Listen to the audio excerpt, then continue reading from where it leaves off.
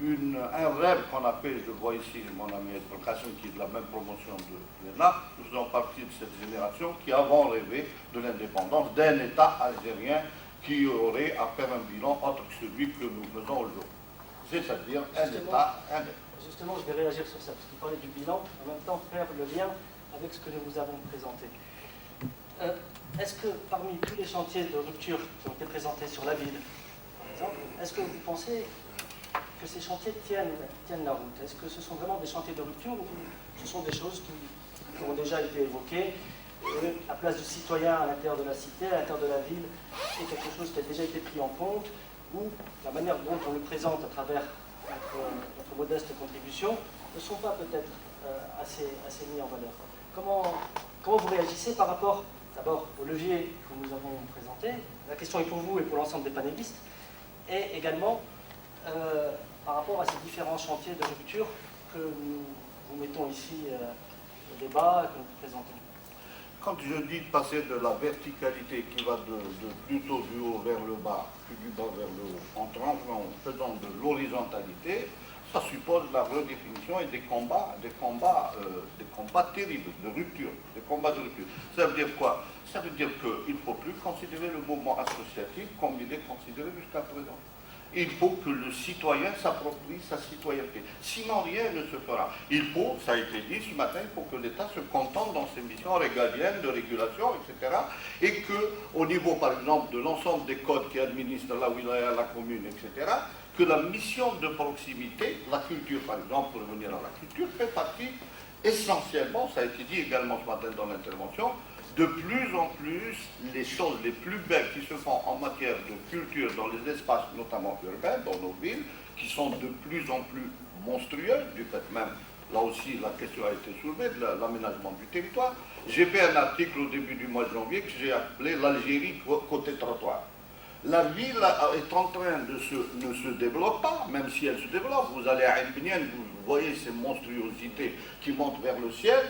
Mais si vous prenez aujourd'hui, on va prendre les trottoirs, la vie est en train de se dérouler sur les trottoirs. Il n'y a pas de place pour le piéton. J'ai trouvé le mot très sympathique, la circulation. Mais il n'y a pas de circulation de piétons en Algérie.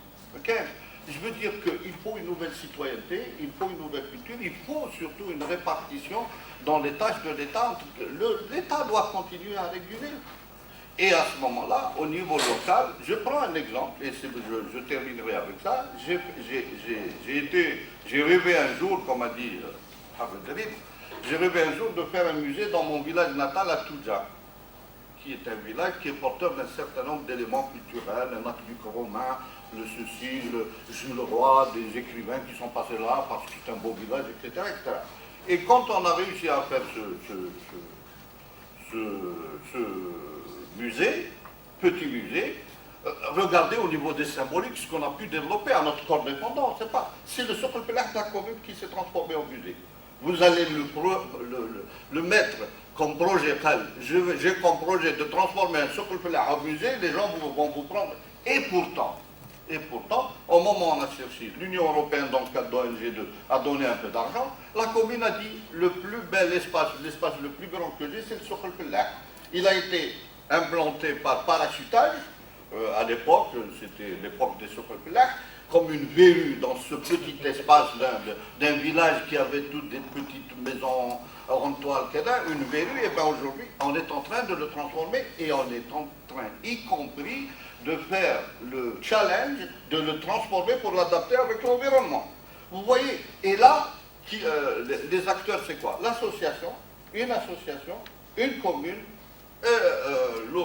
l'Union européenne, qui a cru au projet dès le départ, qui nous a donné un peu d'argent, c'est pas ce qui est essentiel. Aujourd'hui, à partir de ce musée, nous sommes en train d'articuler un ensemble de choses dans le cadre du développement durable, etc., des écogîtes, Je veux dire que dès lors, et j'aurais terminé, dès lors qu'au niveau local, il y a un combat, il y a des aides, il y a des articulations qui se font, on peut faire des choses pas mal, y compris dans la culture, au point où, aujourd'hui, le musée de Toudja, dans un petit village qui n'est pas situé dans un espace de circulation, etc., qui est un petit cul-de-sac, il faut y aller. on ne passe pas devant. Il faut y aller voir. Eh bien, il fait 12 000 visiteurs an, dont 1000 étrangers. Voilà. Bravo. Je vous remercie parce que vous nous faites une très belle transition, même une articulation entre la culture, la vie, la décentralisation, la gouvernance, la société civile, les associations. Donc on voit bien que tout est imbriqué et que tout est essentiel pour l'amélioration du bien-être et du vivre ensemble des Algériens. Alors je vais passer la parole à M. Lesbeth en lui posant la question, est-ce que par rapport à la même question qui a été posée à ses prédécesseurs sur les chantiers de rupture que nous avons développés, mais est-ce que parmi tous ces chantiers de rupture, est-ce qu'il n'y a pas des angles morts? Est-ce qu'on n'aurait pas oublié certains aspects? Est-ce que vous ne pensez pas que nous avons été trop légers sur certains points et que nous méritons, par exemple, de retravailler, de revoir notre copie sur ces points-là? Je voudrais d'abord, je passe m'excuser. C'est pas prévu, je crois. Je demande un petit peu mon avis. Oui. La question est très simple et très compliquée à la fois. Si je me fonde sur l'Algérie virtuelle, que tout le monde apprécie et qu'on célèbre depuis une semaine et pendant un mois encore, ce que vous avez dit est extraordinaire. Si je prends en considération l'Algérie réelle, il y a beaucoup de problèmes. Je ne sais pas sur de quelle Algérie on va discuter. J'assiste à de nombreux colloques, à beaucoup de rencontres. En Algérie ou ailleurs, les Algériens adorent flatter l'Algérie virtuelle. Tout le monde aspire et tout. Et d'où, je pense, c'est le point sur lequel on commence à dériver. Quand on dit, on parle de la ville, par exemple, c'est pas de la pub que je fais, il y a un numéro d'une revue qui est une revue des villes qui va sortir. Vous allez découvrir la ville de 30 ans, dont personne n'en a entendu parler. On l'a conçue, on a fait des appels d'offres, les sociétés étrangères ont participé, on a signé pratiquement la mise en œuvre, personne ne le sait. Et toute la ville, c'est le plan blanc d'Alger. Est-ce que quelqu'un a entendu parler? Bon. Est-ce que ça va se réaliser? Passe pas là le problème. Et quand on dit le citoyen, je regrette vraiment de le dire brutalement, ça fait 30 ans, enfin 50 ans, on célèbre aujourd'hui, qu'on a formaté un peuple d'assistés. Et l'assistanat est devenu, je crois que c'est inscrit dans l'ADN de l'Algérien. Je suis désolé de le dire comme ça. Et dès qu'on lui demande de se prendre en charge, il comprend, ça veut dire que je suis contre quelque chose. Prendre en charge, c'est aller à l'encontre. Un exemple tout bête, pendant que vous disiez la parole, je reviens sur un mot quand il a dit notre ville, l'identité coloniale. Moi, c'est aussi un terme que j'aime pas, enfin, j'apprécie pas parce qu'il n'est pas fondé. Quand on dit la ville coloniale, il y a la ville d'une période coloniale. Elle est l'expression d'une période d'architecture, d'une école d'architecture, d'une pose architecturale. Il n'y a pas de ville coloniale. Est-ce que Marseille serait une ville coloniale? Il vient de réaliser donc un espagnol. Je vous signale que Grenade accueille 8 millions de visiteurs par an. Aucun espagnol ne dira Grenade, ville coloniale. C'est mon patrimoine. Ça marque une période de l'histoire, une période d'architecture que j'intègre et dont ils entretiennent de façon extraordinaire. Et nous, on a trouvé plein d'astuces et plein de vocabulaire pour rejeter quand on dit ville coloniale. Évidemment, si vous posez le débat sur ville coloniale, aucun Algérien sera pour. Il vous dit on va les raser. Et j'ai vu ça à Constantine. Donc ça carte les gars avec. Ville coloniale. Et les termes sont très dangereux. Et je pense qu'on doit les apprendre à les apprécier à leur juste valeur. Et c'est ça. Donc comment sortir le citoyen de ce magma de l'opinion. Pour faire court, ayons vraiment assez des colloques, des discussions, des recommandations. Il y a 3 ans, il y a des témoins ici, je leur ai dit, écoutez les amis, on a marre d'écrire, apparemment ça ne marche pas, on va faire un projet citoyen, qui est tout petit, sans aller... on va prendre une parcelle de la Casbah. Je vous signale que depuis qu'elle est classée patrimoine de l'humanité, elle a perdu les 2/3 de ses maisons. C'est un véritable bidonville. Qui commençant, et je vous signale aussi par entre parenthèses, si on estime les dépenses de l'État, toutes dépenses confondues, investies pour la sauvegarde de la Casbah depuis qu'on a commencé à faire les années 70 à ce jour, je pense qu'on obtiendrait le mètre carré le plus cher au monde, et ce pour les 3 siècles à venir. Ouais. C'est le résultat, c'est pas là. Comment on ferait? Je dis, on va se mettre tous d'accord, on va lancer un projet citoyen, on commence nous, les gens intéressés, et j'ai été prudent, parce que dès qu'on parle d'argent aux gens, on est suspecté, et j'ai été prudent pour dire, je lance un projet citoyen, je demande aux gens de faire une promesse dedans. J'ai décrit le projet, il est sur Internet, ça fait 3 ans. Si vous êtes d'accord, si on a suffisamment de promesses, les gens disent que c'est cher, mais j'ai été voir d'abord l'État pour demander combien coûte un terrain à la Casbah, combien coûte le prix du mètre carré construit, que l'État paye, et sur ces données officielles, j'ai estimé le coût de la maison. On peut le faire à moins ou à plus. Certains fonctionnaires m'ont proposé de donner un budget de l'État. J'ai dit non, je souhaiterais que ce soit le citoyen qui réalise ça. C'est l'argent de l'État, vous avez plein d'organismes qui peuvent servir à ça. La réponse a été, ouais, je te donne le commentaire. Je dis, attends, je te demande, tu veux aider, je veux ton truc à toi, ta promesse à toi. Là, il ne paye pas. Et juste, ça fait 3 années, je vais clôturer ça. Je ne veux pas vous décourager. Hein. Il y a moins de 200 personnes qui ont souscrit. Or, si on récolte les larmes versées par les Algériens sur la Casbah, qui versent encore, et qu'on les cueille sur un bassin, et qu'on ouvre les vannes, il y a de quoi noyer à Alger. Mais quand on veut passer à l'action, on ne trouve personne. Alors c'est ça, pour moi, le grand défi, c'est ça. Comment des promesses, donc je ne demande pas de fric. Et les interrogations sont sur il n'y a pas de promesse, il n'y a pas de compte. L'idée était, si on va être 10 000 à nous regrouper, même à 1000 dinars chacun ou 2000 dinars, on ne demande plus à l'État, tu as dit tout à l'heure, il faut se libérer de l'autorisation.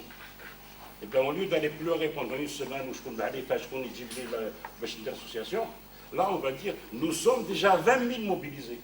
On l'exige l'association. Et là, je ne trouve personne. Je compte dans quelques temps faire un truc sur Internet pour dire salam alaikum. Honnêtement, je suis désolé de faire comme ça une note négative. Elle est concrète et je ne peux pas dire que je ne vais pas faire de la pub. J'ai financé des choses comme ça, j'ai mis sur Internet, j'ai donné aux gens, j'ai fait des conférences au fac, à l'université de sociologie, à l'EPO, partout. Dire aux jeunes, prenez ce projet citoyen, essayez de faire quelque chose, résultat, 0. Et sur les 200 inscrits, il y a à peu près la moitié de copains enseignants américains, italiens et autres qui me disent déjà parenthèse. Alors eux, ils veulent avoir l'échec. Je dis, non, promesse. Je dis, comment tu as Je dis, oui. D'abord, que les gens se mobilisent. Je m'excuse d'avoir saisi cette occasion pour vous dire, voilà un truc concret. Et des confrères qui sont là me disent, ah, je dis l'État, dis la Casbah. Dar me dit, ah, je me dis la Casbah.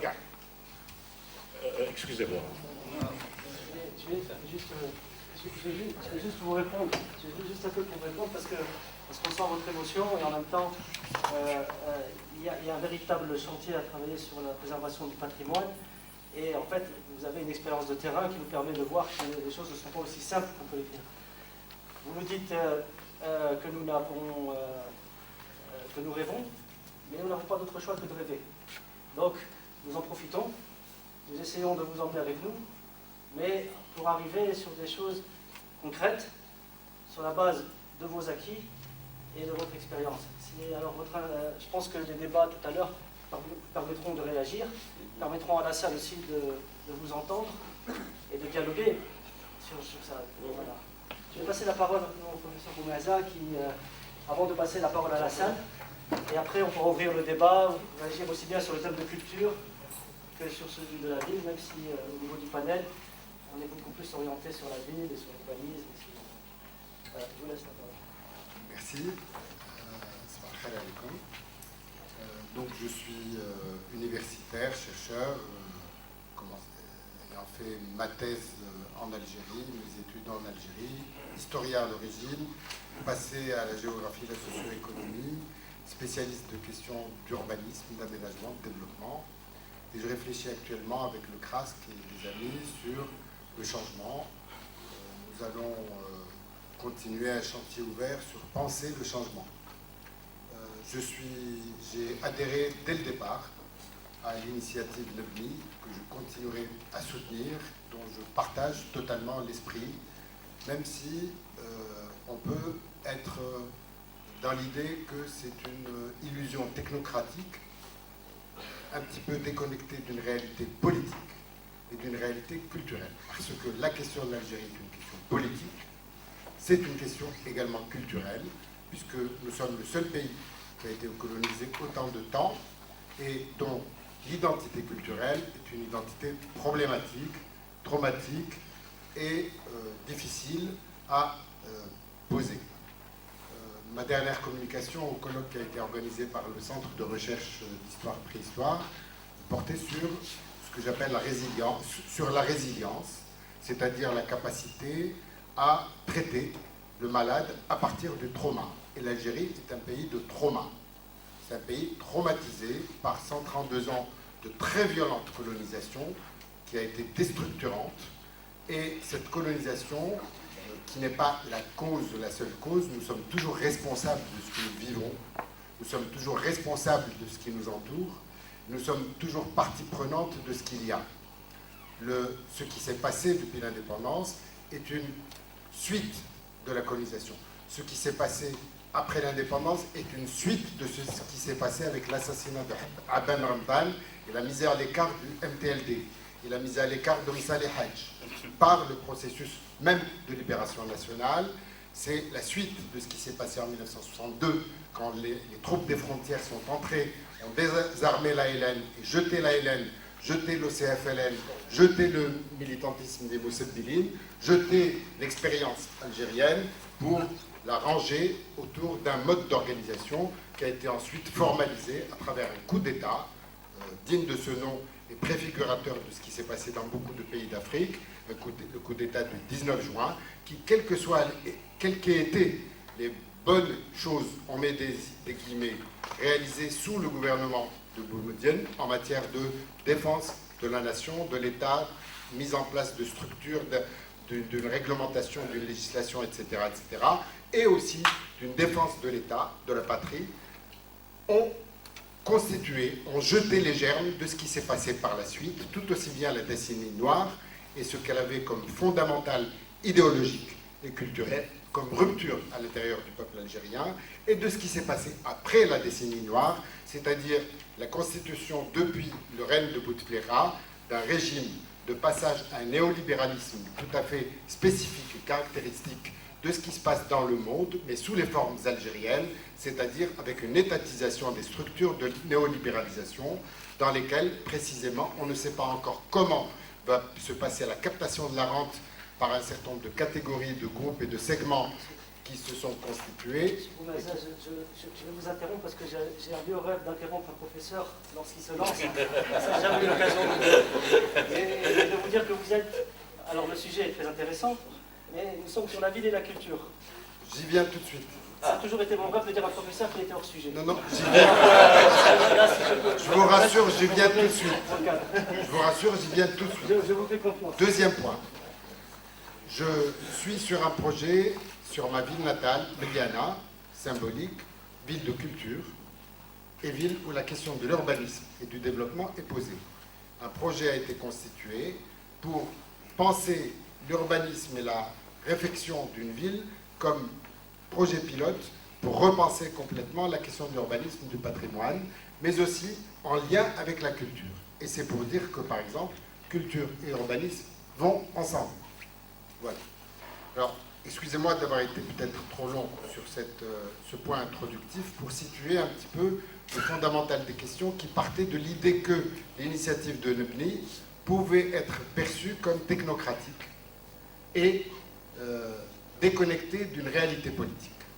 Il y a un problème de fond en Algérie que nous devons traiter. Le problème, c'est que, et ça se trouve totalement en urbanisme, totalement dans le patrimoine, totalement dans la question culturelle. À chaque fois que quelque chose se passe, que l'on peut imaginer comme pouvant être bien, on trouve que ça donne des résultats catastrophiques. C'est très bien que l'autoroute ait été faite. C'est très bien qu'il y ait un schéma de route et d'autoroute qui ait été constitué. C'est très bien qu'on produise des centaines de milliers de logements. Mais ce très bien-là peut être considéré comme une catastrophe. La façon dont l'autoroute a été constituée est une catastrophe. Sur le plan financier, sur les coûts qui vont venir en matière de rattrapage, de réorganisation, d'entretien, d'organisation de la sécurité et de connexion au tissu local, de desserte des cités, d'organisation du territoire du point de vue des wilayats, du point de vue des daïrats, du point de vue des cités, etc., est une catastrophe. C'est une exemplarité d'une application strictement bureaucratique et technocratique et générant des bénéfices et des rentes pour traiter un problème de façon séparée de la question générale de l'aménagement du territoire national. De la même façon, depuis très longtemps, il y a un schéma national d'aménagement du territoire et des schémas régionaux, etc. On peut en dire tout ce qu'on veut, c'est mauvais, peut-être, mais il y a eu du travail. Ces schémas n'ont jamais été mis en œuvre.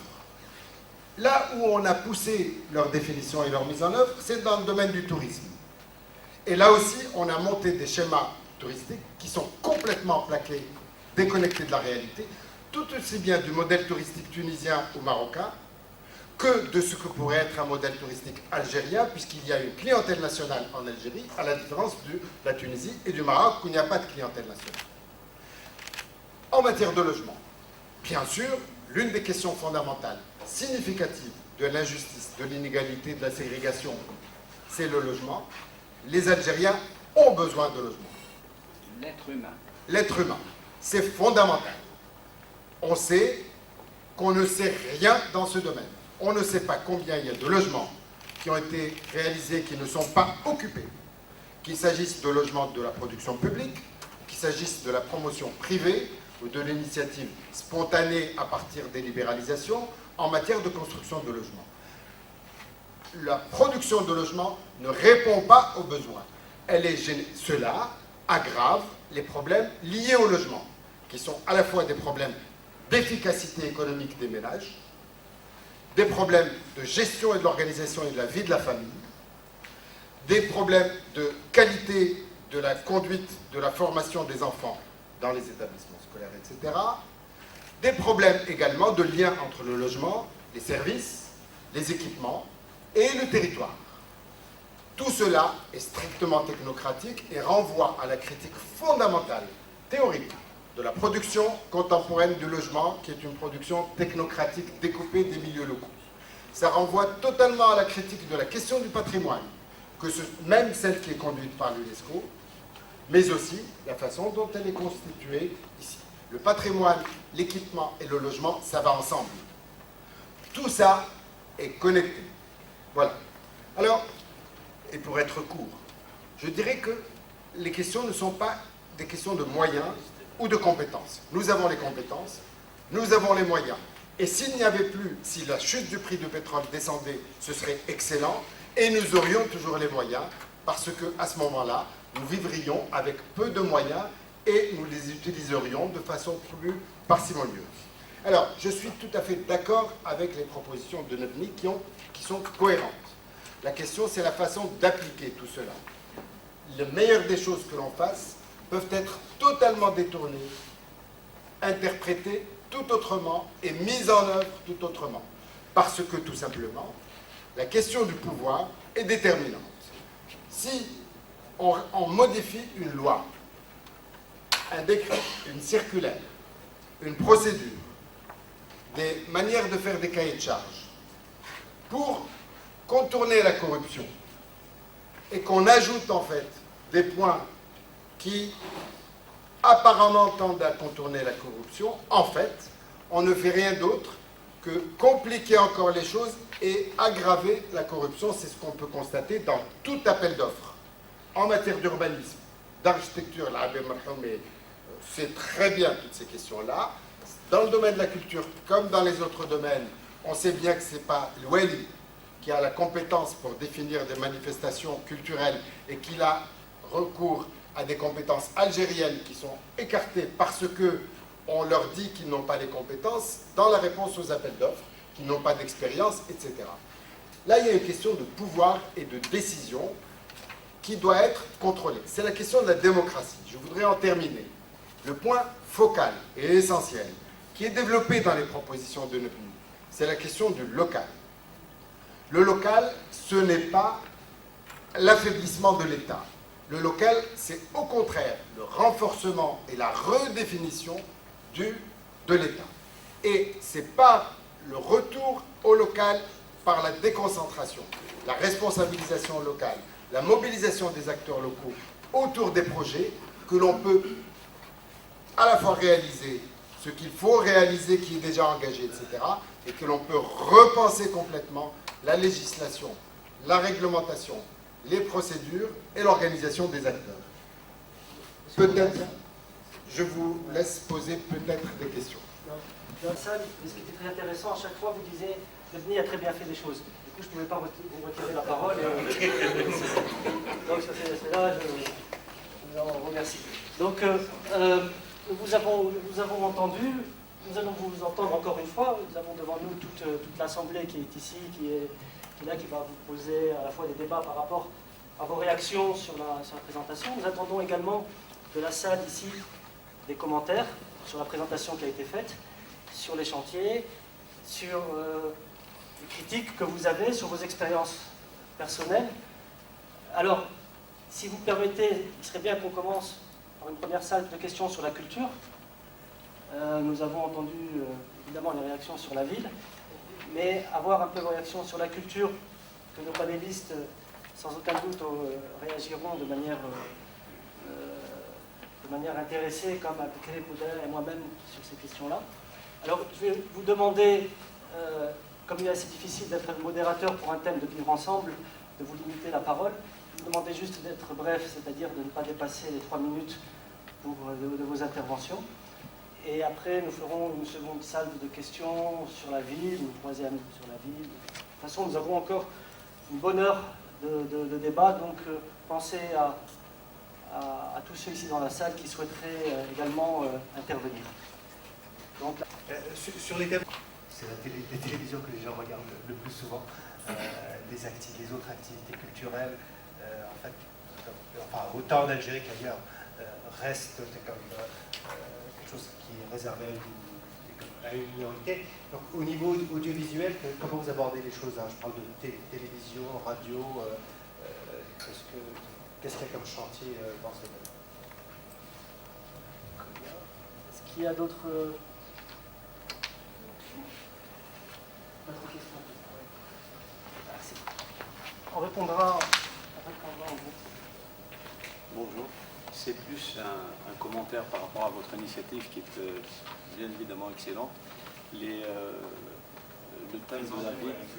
Pardon, Monsieur Saoudi, architecte. Le thème de. Oui. Le thème de la ville, de l'urbanisme et de l'éducation, et même celui de la santé, sont parfaitement liés. Aujourd'hui, il y a des compétences nationales, il faut les mettre en avant, et les mettre en avant pas par des concours effectivement d'architecture qui ferment les portes, mais par l'ouverture à des concours d'idées pour montrer aux jeunes architectes des exemples à suivre. Et sur le plan des projets à réaliser, choisir les projets qui ont été bien réalisés, bien finis, et les mettre en avant pour éviter la critique, parce que la critique, on peut noircir des pages et des pages, mais montrer ce qui marche pour servir d'exemple. Voilà. Merci de votre commentaire. Bonjour. Je ne suis pas du tout du domaine de l'urbanisme ou de l'architecture, mais en tant que je suis médecin, je m'appelle, je suis Ouzir Nadia, je suis oncologue au Centre Pierre et Marie Curie. Et donc, moi, en tant que citoyenne, j'aimerais savoir ce qui a été fait dans l'urbanisme depuis 20 ou 30 ans. Y a-t-il quelque chose à rattraper ou faut-il détruire? C'était juste ça ma question.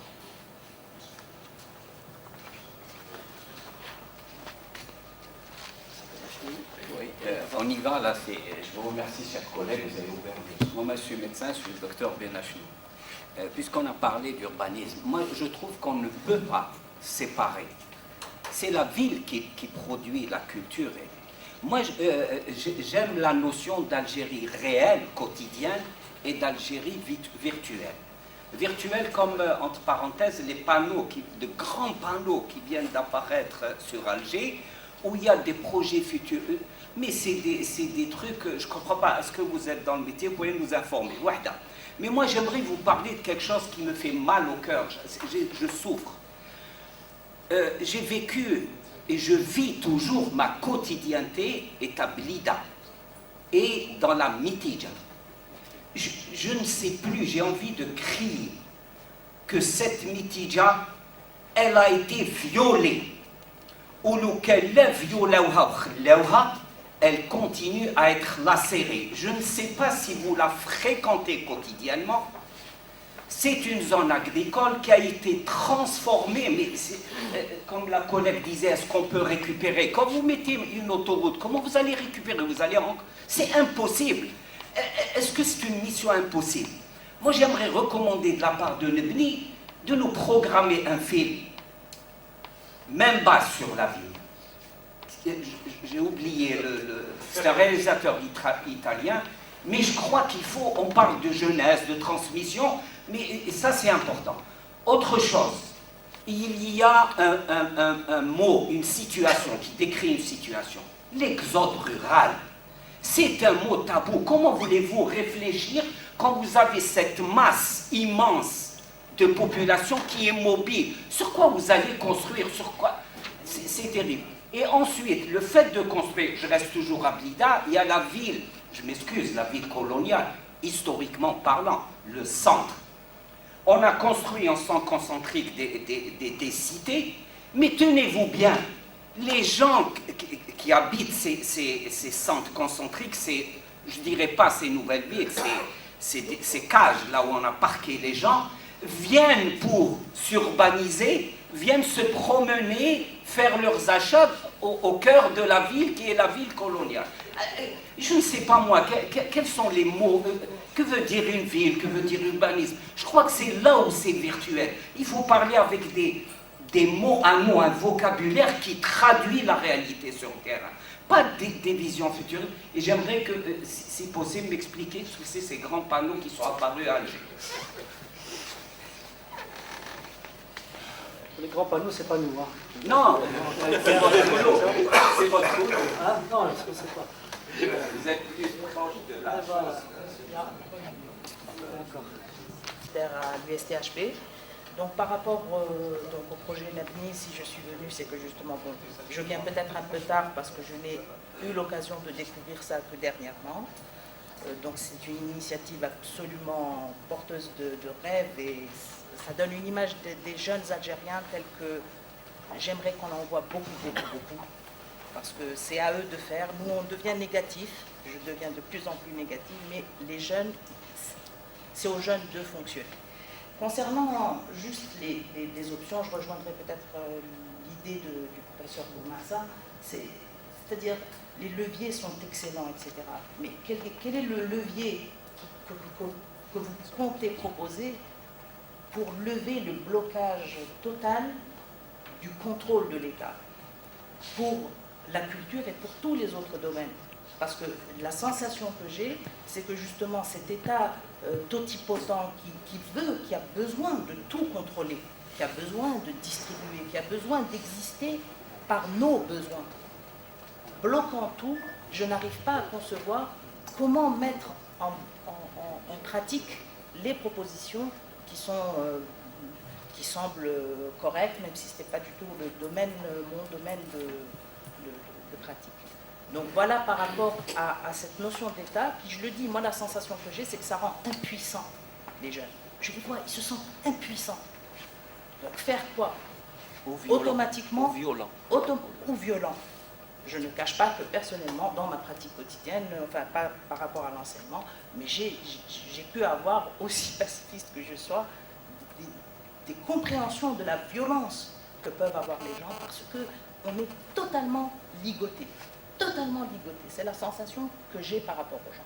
Et c'est d'autant plus ce qui me fait apprécier une initiative telle que la vôtre, qui est porteuse obligatoirement d'espoir, de possibilités, etc. Parce que vous en avez encore. Merci.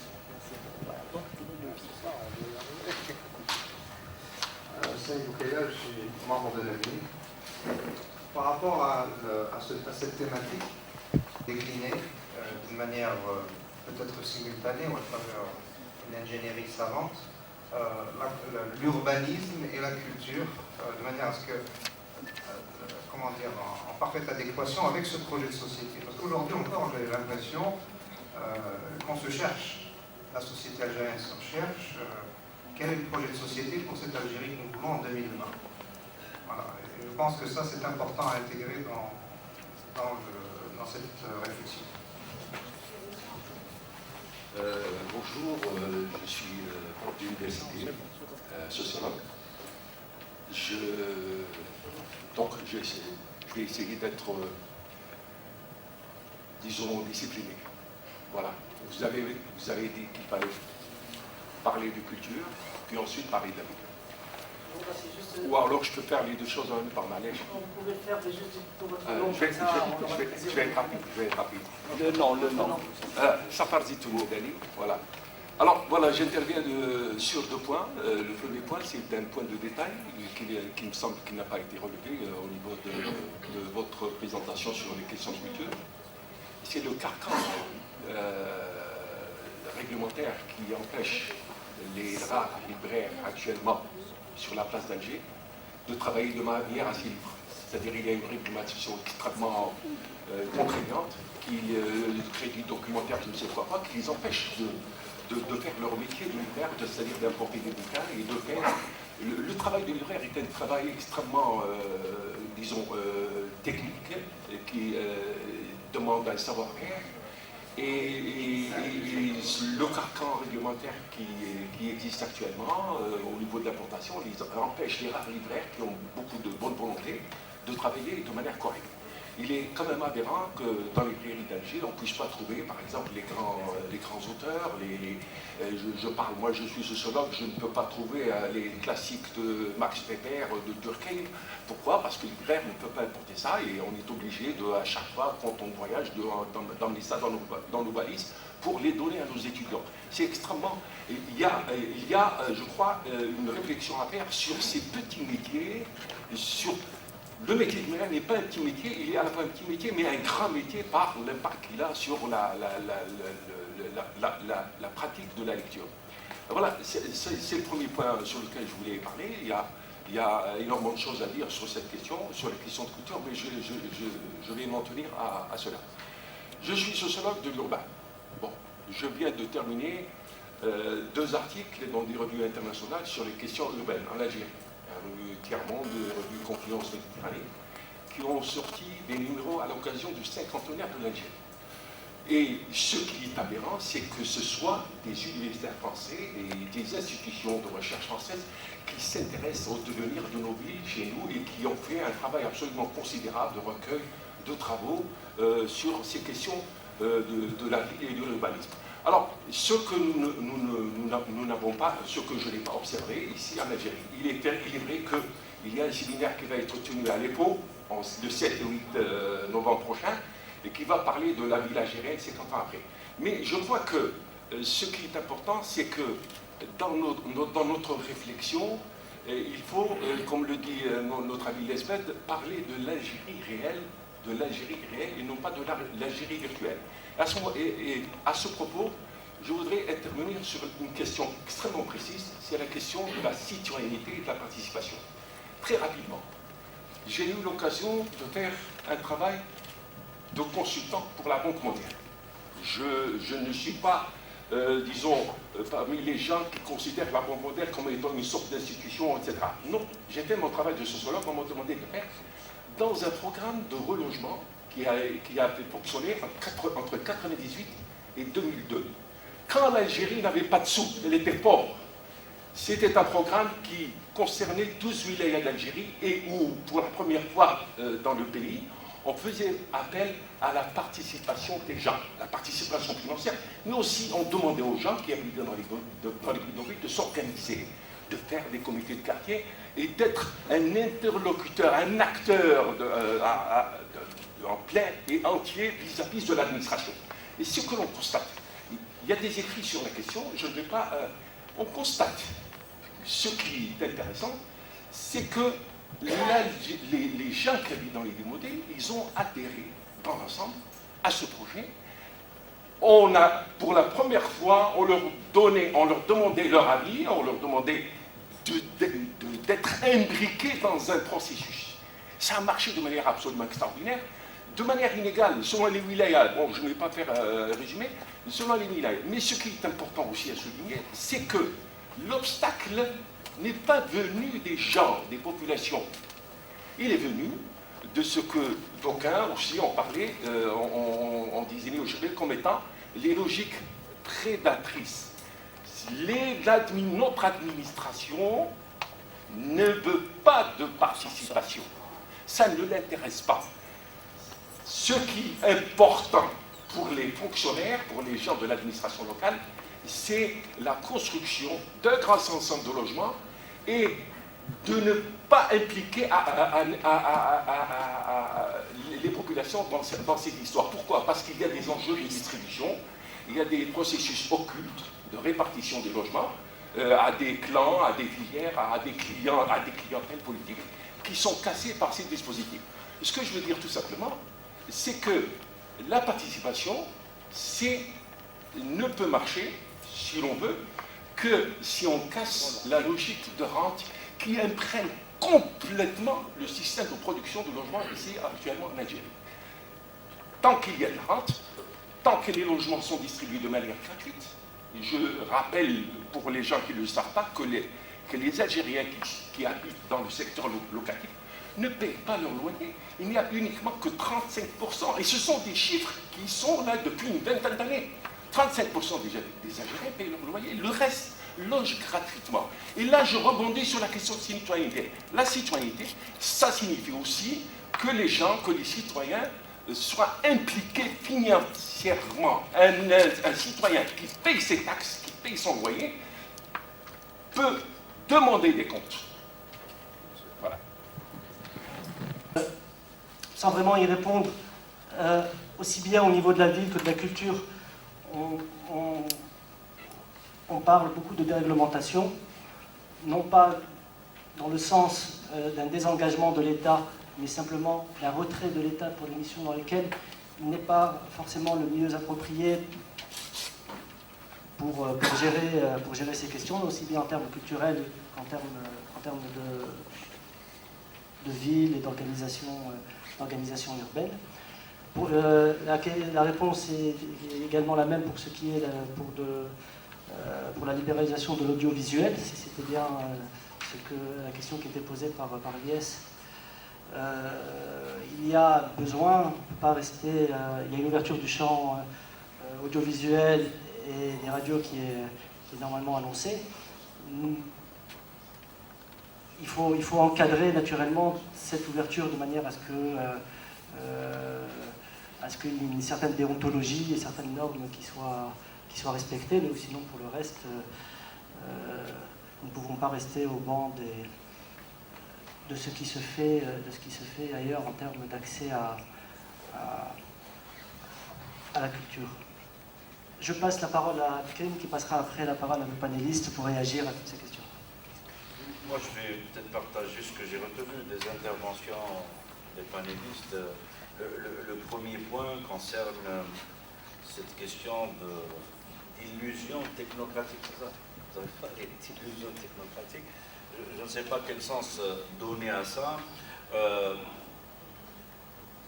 ne faut pas également sous-estimer le poids des idées, c'est-à-dire travailler à produire et faire circuler, débattre de manière citoyenne, libre, indépendante, un certain nombre d'idées, c'est quelque chose de fondamental. C'est vrai que les spécialistes qui parlent de ville depuis 20 ans, 30 ans, quand ils reparlent de ça, ils sont fatigués, ils ont l'impression que ça n'avance pas. Mais quand ces débats sont appropriés par les citoyens simples que nous sommes, je pense que c'est quelque chose qui n'est pas complètement non fécond. La question de la gouvernance, nous vous invitons à assister cet après-midi à ce thème qui cristallise tous les fantasmes et donc voilà, on va en débattre cet après-midi, que ce soit pour la ville, que pour la culture. Il y a des vraies questions, mais il y a également une certaine façon de l'approcher de manière un peu mythologique. Il ne faut pas croire que... C'est quoi gouvernance? Ça se résume à quoi? L'acte politique, c'est une entité, c'est une personne, par quoi ça va se traduire? Donc encore une fois, on revient à l'importance du deuxième point, c'est le rôle des citoyens. Cette citoyenneté s'exerce.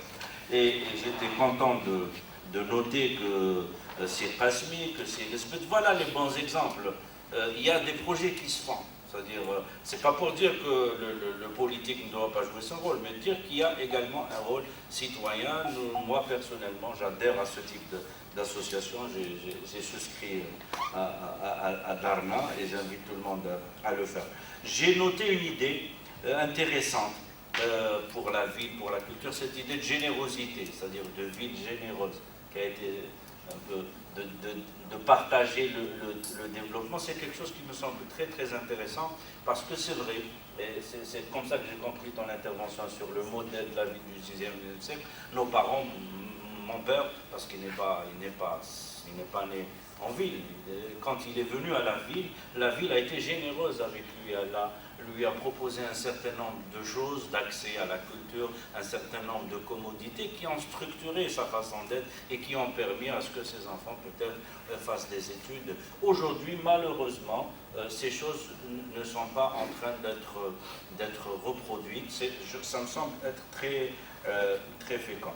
Sinon, j'ai vraiment envie de vous inviter cet après-midi et d'avoir votre réponse concernant la question de docteur. Est-ce qu'on peut rattraper quelque chose sur la ville ou pour raser, ou la question des nouvelles villes? Non, c'est une question de thèse, hein. Est-ce qu'il faut tout démolir ou pas? Non, ce qui est malheureux, c'est que nous reproduisons des modèles qui, ailleurs, sont démolis 20 ans après. Je veux dire, c'est cette espèce d'autisme dans lequel on est complètement dedans. Je veux dire, les grands ensembles tels qu'ils ont été construits, ils sont en train de les démolir. On les reprend avec beaucoup plus de violence. Et c'est cette espèce d'autisme qui nous fait poser des problèmes de gouvernance. Je veux dire, par qui on est gouverné et qui prend des décisions et au nom de quoi prend-il ces décisions? L'autre problème qui se pose par rapport à ces sites, c'est qu'ils obéissent à une méthode de planification sectorielle. C'est-à-dire c'est un autisme et d'une étanchéité incroyable. C'est-à-dire que le ministre de l'Habitat doit fournir tant de logements, le ministre des Écoles doit mettre tant d'écoles, le ministre des Commissariats doit mettre tant de commissariats. Et il n'y a absolument aucune interpénétration, aucune transversalité entre les deux, et entre les différents secteurs. Tant et si bien que le logement social, des pays qui ont construit 10 fois moins de logements sociaux ont réalisé des progrès économiques, sont sortis de crise économique avec les chantiers de logement. Je pense à la reconstruction après la guerre mondiale. On est le seul pays qui s'appauvrit en construisant autant de logements. Pourquoi on s'appauvrit? On s'appauvrit socialement. Parce que les endroits qu'on crée sont des endroits qui vont nous causer beaucoup de problèmes demain et après-demain, compte tenu qu'il n'y a ni service, ni cette idée d'urbanité. Cette idée d'urbanité qui est dans l'air, qui est dans les alignements, qui est dans le traitement du trottoir, qui est dans l'arbre, qui est dans le mobilier urbain, qui fait qu'on appartient à une communauté. Cette idée-là, tu ne l'as pas à Babzoua, tu ne l'as pas à la DIA, tu ne l'as pas. Deuxièmement, économiquement, on construit très mal, et c'est des Chinois qui construisent. C'est-à-dire, après 1 million de logements, on est toujours incapable de construire un mur droit. Donc, quel est l'intérêt? Troisièmement, c'est 1 million de logements qui n'ont induit aucune économie. C'est-à-dire que, est-ce qu'on a eu un nombre d'entreprises spécialisées dans un certain nombre de choses? Est-ce que ça a servi? C'est là où je trouve ça aberrant. Quand on appelle des investisseurs comme Knof pour mettre de la cloison sèche, et qu'après, dans les prescriptions d'1 million de logements, il n'y a pas 1 mètre carré de cloison sèche, il faut se tirer une balle dans la tête. Quand on demande aux Algériens d'investir, de rentrer dans le cycle de privatisation, et les gens se sont engagés à reprendre des sociétés nationales qui étaient complètement à côté de la plaque, comme Métanov et tout, et que dans les prescriptions des logements qu'on construit, il n'y a pas 1 mètre linéaire de profilé à lui, je veux dire, il y a quelque chose qui tourne pas rond. Ça veut dire que ce logement social n'est même pas arrivé à fabriquer, à booster une économie nationale. Dernier point, c'est pas le dernier, quand on fait du logement au rabais, réfléchi au rabais, réalisé au rabais, ça induit des comportements au rabais. Et c'est là où j'attire, là où je prends sur moi la responsabilité des architectes. Quand on vous demande de faire du logement au rabais, donc pas beaucoup d'études, pas beaucoup d'études d'urbanisme, pas beaucoup d'études d'impact, rien, c'est-à-dire vite, et qu'on accepte que ces études soient validées par l'administration. On accepte aussi, avec le niveau d'études qu'on fait, qu'il y ait des entreprises de mauvaise qualité qui interviennent, et en définitive, au bout de 1 million de logements, on ne sait plus dessiner un logement correct, ni l'implanter correctement, ni le construire correctement. Ça veut dire qu'on a induit un certain nombre de comportements, en nivelant par le bas, qui sera très difficile de rattraper. Ce qu'on savait faire il y a 20 ans, on ne sait plus le faire aujourd'hui. On va désapprendre et accepter l'inacceptable. Donc quand on rate 10 logements, l'effet est peut-être rattrapable. Quand on rate 1 million de logements, vous imaginez l'effet que ça fait sur les générations à venir, et c'est là où la responsabilité des architectes elle est engagée.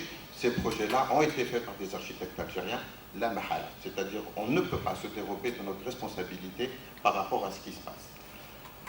Maintenant, est-ce qu'il faut détruire? On a les moyens de détruire. Si on avait à la limite, avec $110 le baril, on a les moyens de détruire et de reconstruire, faire tel mouchkel. Mais ce n'est pas la solution. La solution, c'est de considérer que ce problème du logement est un problème crucial sur lequel il faut statuer tout de suite. Bon, ça fait 20 ans que le problème de la ville se résume au problème du logement. Alors on va décider aujourd'hui qu'il n'y a pas de problème de logement, que tous les logements pour tous les Algériens existent, sauf qu'ils sont mal distribués. Quand on fait le calcul et qu'on nous dit qu'on a construit tant de millions de logements par un taux d'occupation de logements de 6 ou de 7, on a l'impression que l'Algérie contient 80 millions de personnes. Donc il y a quelque part quelque chose qui tombe par an. Le million de logements qui manque est déjà construit. On peut considérer que c'est un problème de circuit, d'attribution. On peut considérer que c'est un problème de logements qui sont vides. Le dernier recensement a fait ressortir, je crois, 1,2 million de logements vides. C'est pas compliqué de déceler un logement vide. Tu n'as qu'à voir la note d'électricité, tu n'as qu'à voir le truc, ils sont assez champions pour ça. Alors, si on devait régler ce problème de logement vide, c'est-à-dire inciter à installer un parc locatif de manière gentille ou même de manière coercitive, c'est-à-dire qu'on va dire aux gens, où tu touches 30 000 dinars de loyer, défiscalisé, ça ne sert à rien d'emmerder les gens avec 10% d'impôts, ou alors tu payes une taxe de 30 000 dinars par mois, tu choisis. Le type, il réfléchit un peu, pour peu qu'on lui assure un minimum de sécurité du point de vue de la relation avec le locataire, il va peut-être vouloir toucher 30 000 dinars de loyer défiscalisé que de payer 30 000 dinars de taxes par mois. Ce problème de 1 million de logements, il a fait une surchauffe sur l'économie. Les matériaux Mekfesh, Siemens Mekfesh, on a des circuits de contrebande, des circuits tous les problèmes qui sont liés quand il y a un déséquilibre entre l'offre et la demande, qui pourrait s'éteindre en l'espace de 6 mois si on mettait sur le marché 1 million de logements wajdim, khlas. On ne parle plus de ce problème de logement. Par contre, il faut mettre des mécanismes d'aide à la personne, c'est-à-dire que le type qui n'a pas les moyens, il paye 30% de son loyer, l'État peut mettre, une banque peut mettre des dispositifs d'aide à la personne au lieu de faire de l'aide au logement. Donc si on sortait de l'Algérie ce problème de 1 million de logements, je pense que ça pourrait peut-être décoincer un certain nombre de choses dans les rapports, cette histoire de chantage au logement, cette histoire de... Voilà, c'est-à-dire qu'on aurait d'autres rapports, que les politiciens qui gèrent auraient d'autres choses à nous faire en chantage que le logement. Dernier point, parce qu'il y a beaucoup de choses, quelques aberrations. Moi, je fais l'école d'architecture d'Alger et je suis dans les jurys d'architecture depuis bientôt 15 ans. Dans un pays qui doit construire 1 million de logements, autant de lycées, autant de CEM, autant, donc de petites choses ordinaires, il est consacré à ces choses ordinaires qui pourtant font l'économie de ce pays que 6 ou 8 mois d'enseignement sur 5 ans. Ça veut dire que l'école d'architecture, les écoles d'architecture sont complètement déconnectées de la réalité. Et c'est là où je rejoins mon ami Diarfat quand il dit l'Algérie virtuelle et l'Algérie réelle, c'est qu'on a des universités virtuelles et des universités réelles. Les universités virtuelles, ce qui leur importe, c'est de pouvoir s'afficher dans les colloques internationaux. Et dans les colloques internationaux, pour le moment, le problème du logement en Algérie, de la petite école ou de l'enseignement de la petite crèche n'est pas à l'ordre du jour. Donc il est important de faire une espèce de plan Marshall sur les écoles d'architecture, sur la formation des architectes, sur cette question de programmes qui sont le logement, les équipements de proximité et l'urbanisme. Il n'y a pas de formation d'urbaniste en Algérie, on est architecte urbaniste de fait, alors qu'on fait 6 ou 8 mois d'urbanisme et on fait 3 ou 4 mois de logement. Donc on peut déjà sans parler du problème politique parce qu'il est essentiel. La question de l'urbanisme est une question politique, ce n'est pas une question technique. C'est la question de descente de charge de la répartition du pouvoir, c'est une question politique, ce n'est pas une question technique. Par contre, on peut toujours pousser vers la prise en charge dans les enseignements de cette histoire de logement, de cette histoire d'urbanisme, pour que les architectes soient très très près de ces questions-là. Et on peut aussi pousser à réfléchir, enfin, à postuler que le 1 million de logements qui nous manque existe déjà. Et à partir de là, on peut aller sur des logiques autres que celles qu'on nous propose aujourd'hui, c'est-à-dire prendre des terrains, mettre des logements. Prendre des terrains, mettre des logements, et voilà.